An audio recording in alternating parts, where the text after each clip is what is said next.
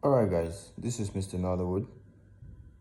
A lot of upcoming artists, entertainers, musicians, they've been reaching out to me and be asking me, what's the secret? How do I break into this industry? How do I become famous? How do I become a superstar? How do I become an established star? There are different types of stars. There are stars that they are very famous, but they can't eat. Are you getting my point? You see a lot of them. They are always everywhere, working, but they can't feed. And there are stars that they are not everywhere, but they can feed. And they can even feed others. So if you want to be a star, this is the secret. Pray to be a superstar that can, a superstar with virtue, a superstar with something you can, go back home and say, I have achieved this in life.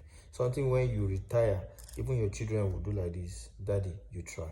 So one of the best way also to achieve stardom easily, because when it comes to stardom, superstar, achieving whatever you want to achieve as a star, it has to do with, first of all, grace. And what is grace? Grace is something that you getting things you know deserve, things you are not qualified to get. You just getting it easily. That's how grace works. You get that point.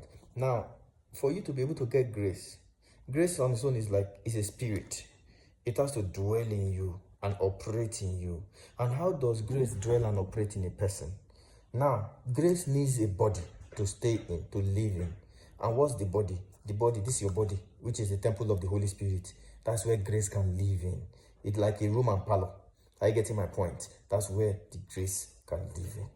So that room and parlor, it is you and the spirit that will be sharing it. So anywhere the grace follows you, you get good luck. Sometimes you will go for audition. They will look at 1,000 people. They will pick you. You get my point? You don't get forehead, but the grace is on you. That's how they will pick you. Are you getting my point? You go to a lot of places, accidents will happen. You can see 20 people will die, but you will not die. It's grace. You understand? So now, for you to understand better what I'm saying, you need to understand that for grace to be able to stay in your body, you have to make sure you create room for grace to stay as a spirit. Do not bring other spirits to come and dwell in your body. There's only one bedroom in this your body. And that one bedroom is supposed to be covered by who? By the Spirit of God, the Spirit of grace. Nobody is supposed to be there. Now, one of the fastest way to bring in visitors, evil spirits that are not supposed to be in your body, one of the fastest way to bring them in is through sexual immorality. And when we talk about sexual immorality, you see all those girls that are always flocking around you, maybe you understand, they say they like you, they like your height, they like your this, and because they like you, and then you notice that the girls are loose, and because of that, you think you're taking advantage of them, sleeping around with them and all that. What you're doing spiritual exchange. You're taking from their spirit into your own body, which is your temple. So now, most of those girls you see around, hanging around in the entertainment industry, majority of them survive by hookup. They don't have a job. You understand? You see them buying different cars, living large, living everything, buying expensive phone. How many people, the minimum wage cannot afford all those things. So for you to be able to achieve all those kind of little wealth, you need to do something crazy if your parents are not wealthy. So majority of these girls do hookup. And imagine that you're sleeping with a girl that does hookup like every day, like he sleeps with like these 5 men every day. So 5 men times 365 days make 1 year. We're talking about almost 1,000. More than 1,000 spirits is what is dwelling in that fine, beautiful hookup girl that you met in the club, that you give him quickie inside the toilet. You understand? She's carrying about 1,000 plus spirit. Now, that girl you now can finish. Now, 1,000 plus spirit now relocated into your body, which is the temple of the Holy Spirit, the temple of God. Now, you are not asking yourself, why is the grace of God not on top of your life? Why God? They don't steal my star. They don't steal any star. Nobody steal any star from you. What you did was you opened the door of your body, which is the temple of the Holy Spirit. As you opened the door, what happened? You now invited those spirits into your temple. There are now about 1,000 spirits living there. And these spirits are dirty spirits. And one thing you should know about demons like nakedness. That's the reason why you see, when somebody is demon possessed, the first thing first, they will tear their clothes before they run mad. They will walk naked. And the next people you will know that are easily demon possessed again, that you can know, is all those hookup girls. If you see them, hookup girls are always half naked. If you go to clubs, some of them, they will not wear pants, nothing. And they will wear a mini skirt that you can literally see everything in their body. So demons love nakedness. That is one, that's one of the, how I call it, that's one of these, how I call it, one of the principles for you to use to identify a demon-possessed person. Any small thing, they're not naked. Any small, they're not naked quickly. You get my point? Because demons themselves don't like wearing clothes and covering their body. Your body is your dignity. If you can cover it well, it's good.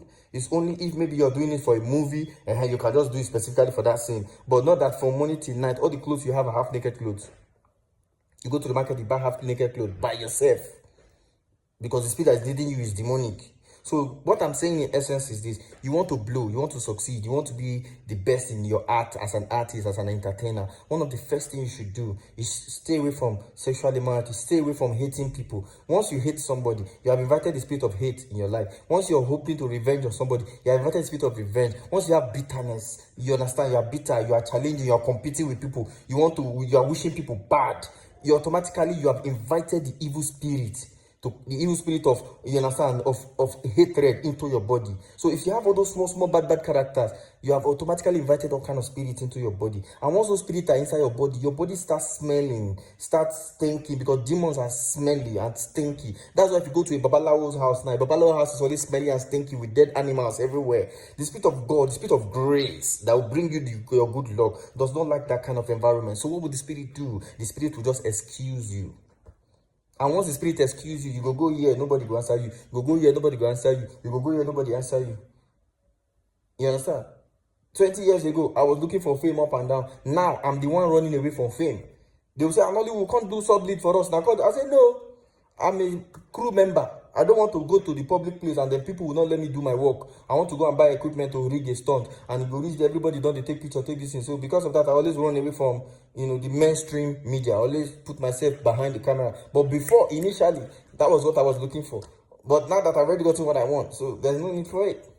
Are you getting the point? So now, I'm showing you my secret. I'm giving you my secret so that if you follow this, my secret, you understand? Sexual purity, and then be free. Be free. Don't put anybody in your mind. Don't hate people. Don't compete with people. Don't wish anybody bad. You understand? If you look at very well, look at which of the two churches have the most poorest members. Look at them very well. Do not judge people. Because if you judge people, the same measurement you use in judging them will be used against you. Which churches have the poorest, as in, when you say, na them go bohala, let me list them out for you so you can know. I'm not criticizing any church, but look at the Chosen, for example. Look at MFM, for example. Look at Deeper Life, for example. Go to their car park.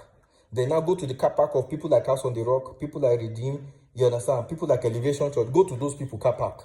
Then you see the kind of cars, the kind of Rolls Royce where you live, where food there. You will not ask yourself, why are these people progressing? And these people are more prayerful, but they are not progressing. Why? It's simply because most of the teachings of the past, you understand, is a judgmental style of teaching. That's why I see, when I was a Deeper Life, full-bred Deeper Life, I spent 24 hours of my days, I've spent 12 hours of my day judging people in my heart. I will just look at you, you wear miniskirt, I don't already in my heart judge you, put you for hair, judge you, put you for hair, look this one, judge you, put this one for hair. I keep judging people, and I forget that if you use that measurement against them, it will be used against you too. So that's why I see, so most times they are always under attack, they're always having issues. You understand? Those people, those Mountain of Fire, all those kind, Deeper Life, all those Chosen, you see, they're always on that attack. Go and make your research. They're always on that one spiritual attack or the other. But you see somebody that is in a Redeemed church, somebody that is in an Elevation church, is just becoming manager of this, manager of that, progressing. Nobody they remember attack. Traveling all the world, nobody they remember attack. It's because they are not in an environment of where they say, this one, they judge this one, this one, they hate this one, they hate this one. If you stay among very poor people, one thing you should know about poor people, they're always judging themselves, they're always quarreling, they're always fighting themselves. If you notice very well, that's the way the life of poor people are. Go to all those poor people, ghetto compound. You will see that they always fight, they always judge each other. But when you go to a big man estate like Phase 1 and the 9 corner estate, nobody get time. Everybody's just thinking of how to make the next millions. You understand? So that's what I tell you, witchcraft, hatred, all those kinds, small, all those kinds of church, gossiping spirit, all those ones, they are more prominent around where there are poor people. You get the point? They are more poor. So do not have a poor people mentality. If you have a poor people mentality and you are hoping to be successful in life, you will not be successful. For you to be successful in life, you have to study the rich people, study successful people. How do they think? Who do they surround themselves with? And surround yourself with people that will want you to progress in life.